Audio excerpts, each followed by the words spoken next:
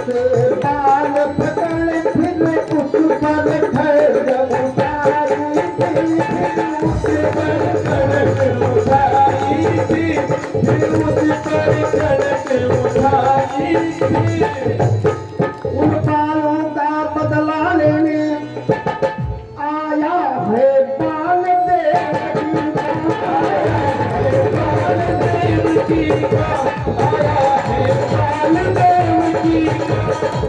कब तो नभवाणी छीले अब अष्टमलाल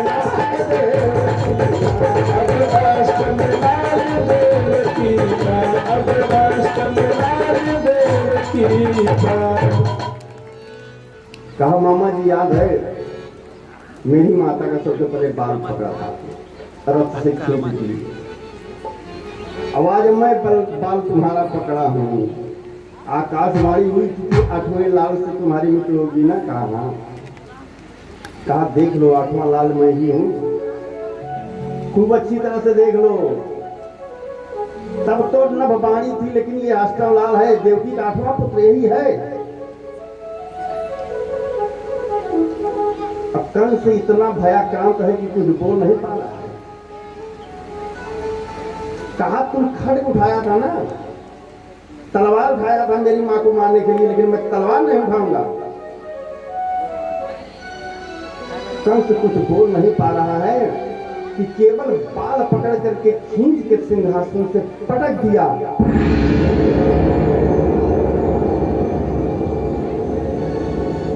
गोविंदाय नमः। कंस का उद्धार हुआ।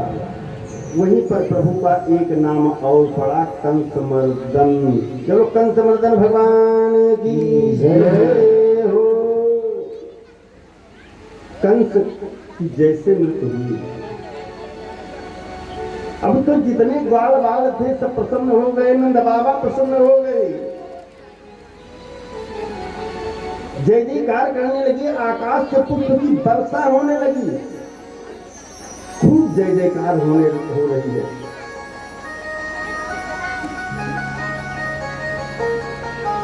कंस के जो सैनिक थे वो तो डर गए कि मेरा क्या होगा।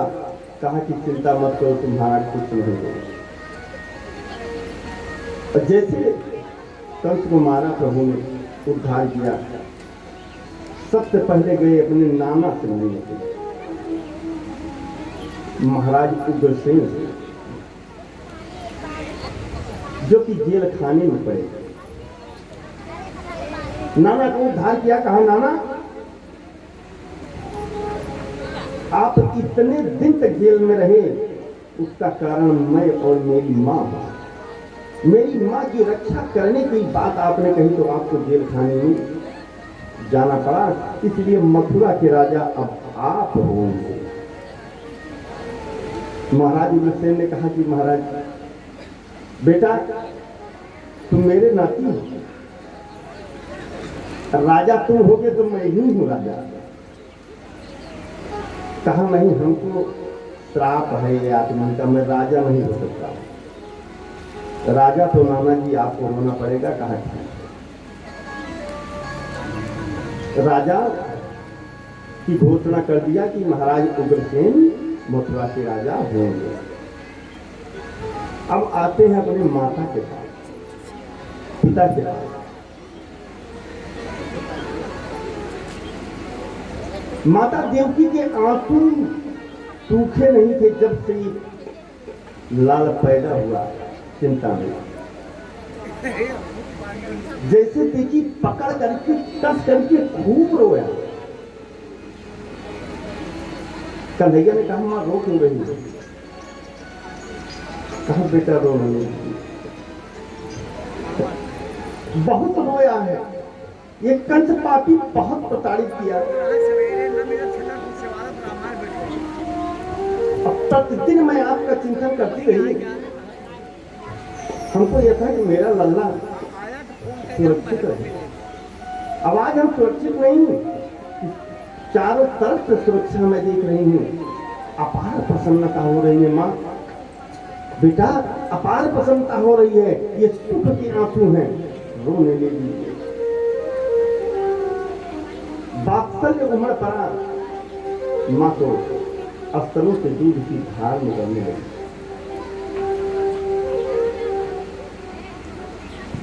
वसुदेव देवकी खूब रोए, अपने कन्हैया का चुम्बन किया, लाड़ प्यार किया। इसके बाद अब चले जाते हैं, जाकर के सबसे पहले योग माया को बुलाते हैं। योग माया को कन्हैया ने कहा कि तुम एक काम करो। कहा क्या? कहा नंद बाबा के ऊपर तुम लग जाओ। कहा क्या? कहा अब अगर नंद बाबा को बताएंगे कि मैं नहीं जाऊंगा वृंदावन तो जीवित नहीं रहेंगे, मेरी याद भुला दे नंद बाबा, ये दो ग्वाल यही काम करो, तब मैं नंद बाबा से मिलने के लिए जाऊंगा। योग माया जो है समस्त ग्वाल वालों को नंद बाबा के पास चली गई, उनकी बुद्धि को विकृत कर दिया कि ऐसा है कि कन्हैया की माया छोड़ दो। तब कन्हैया गए नंद बाबा के पास। कहा बाबा कहाँ हो? नंद बाबा पसंद है कि मेरा बेटा मथुरा करा जाऊंगा राजा को मार करके। और कन्हैया जैसे पहुंचे, कहा बाबा इतना दिन तक आपके यहाँ रहे, लेकिन अब कुछ दिन तक जन्म देने वाले माता पिता को भी वात्सल्य दे दें। नंद बाबा ने कहा क्या कहा? कन्हैया ने योग माया को इशारा किया। योग माया क्या कर रही हो? बाबा को अधिकार है डांटने का, मारने का। इनकी बुद्धि में बैठ जाओ कि हमको भूल जाए। मेरी परीक्षा मत लो योग माया। योग माया हाथ जोड़ करके खड़ी हो गई। प्रभु नंद बाबा के ऊपर कैसी माया चलाऊं? कहा जितनी ताकत है सब लगा दो, सब ताकत लगा दिया। तब नंद बाबा एवं दो ग्वाल सर नीचे किए हुए वापस चले गए। सब वापस चले गए।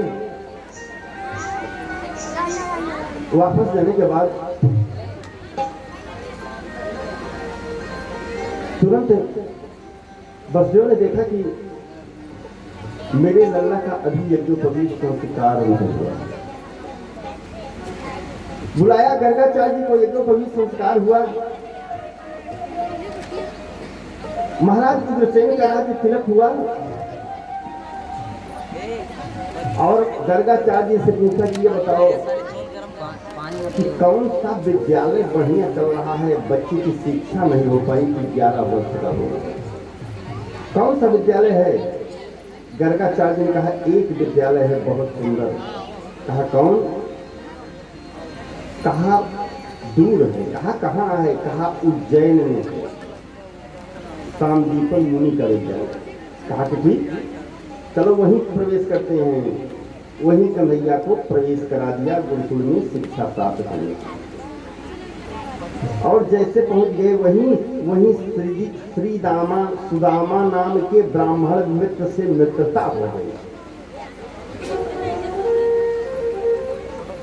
और थोड़े दिन ही रहे कि गुरु गए तो धन रघुराई, गुरु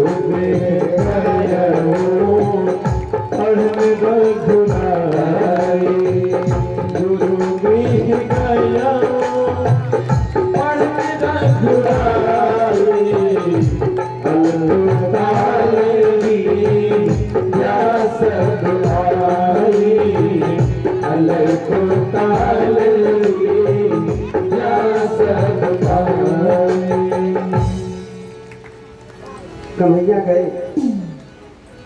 थोड़े ही दिन में सारी विद्या से पारंगत हुए।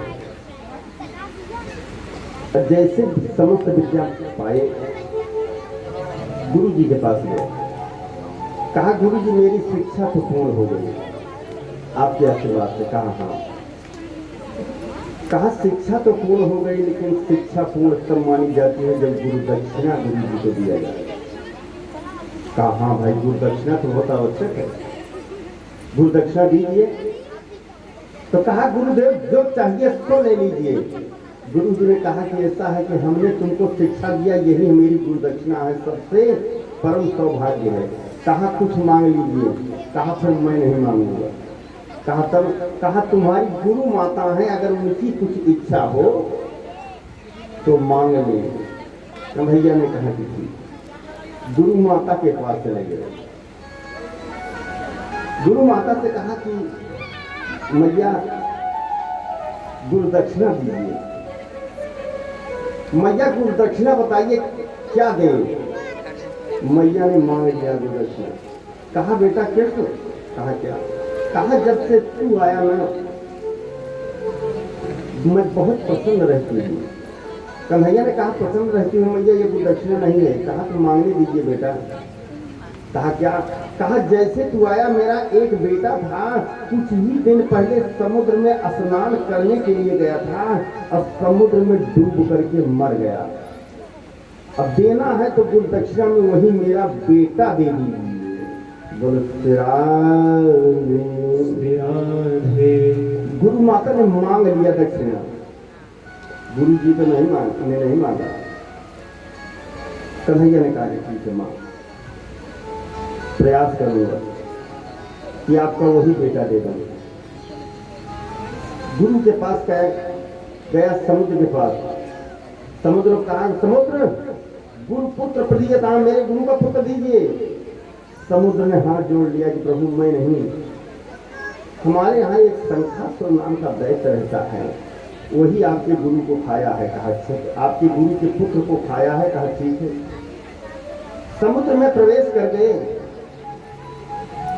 शंखासुर से कहा गुरु पुत्र प्रदीयताम। शंखासुर ने कहा कि गुरु पुत्र प्रदीयताम बोल रहे हो, आओ दो दो हाथ हो जाए। शंखासुर से घनघोर युद्ध हुआ। शंखासुर का उद्धार कर दिया प्रभु ने, लेकिन गुरु का पुत्र नहीं मिला। और जब उद्धार कर दिया तो वहीं से उसी के अस्थि को ले लिया भगवान ने। वही है वही शंख। अब तब से एक नाम और पड़ा प्रभु का, शंखधारी। जब शंखधारी भगवान की जय। शंखासुर की अस्थि को हमेशा लेकर के बजाने के बाद ही प्रभु भोजन स्वीकार करते हैं। क्यों। क्योंकि समुद्र से उत्पत्ति हुई थी लक्ष्मी जी के। समुद्र से वो था लक्ष्मी जी का है भाई। जब लक्ष्मी जी ने जान पाई कि मेरे भाई को मार दिया तो फिर आकर के तोड़ करके श्राप दे दिया कि कोई भी पूजा होगी अगर सबसे पहले अगर शंख नहीं बजती है तो तुम्हारा उद्धार नहीं होगा, तुम्हारी पूजा मानी नहीं जाएगी, पूजा सफल नहीं होगी। इसीलिए हर पूजा में सबसे पहले शंख ध्वनि होती है।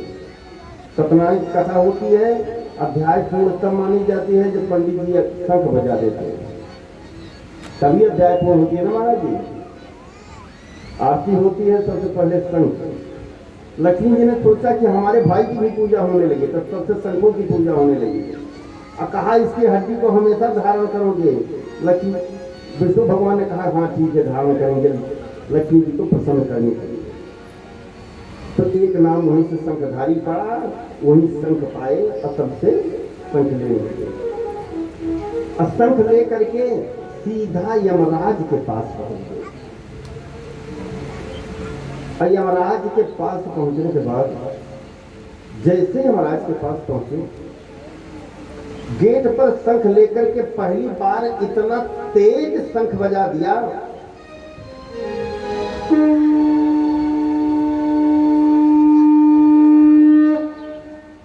कि शंख की ध्वनि सुनते यमराज दौड़ते हुए कांपते हुए आ गए।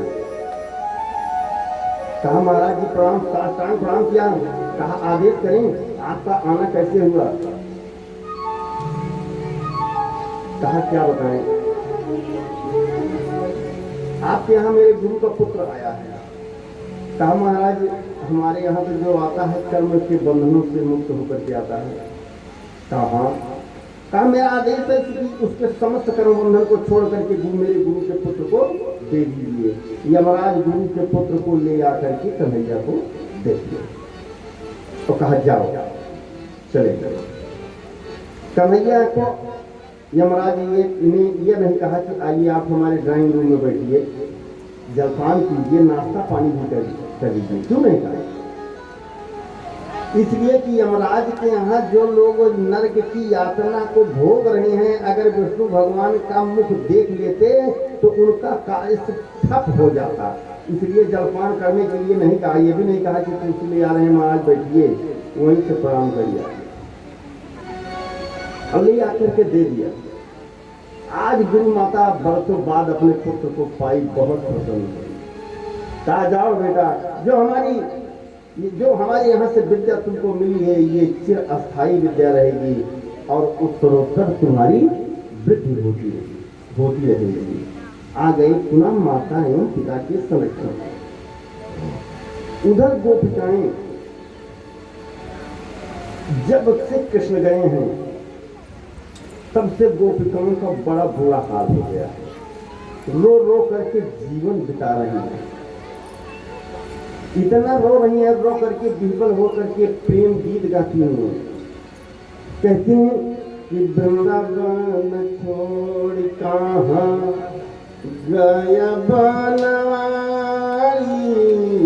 वृंदावन छोड़ कहाँ गया बनवारी, वृंदावन छोड़ कहाँ गया बनवारी, वृंदावन छोड़।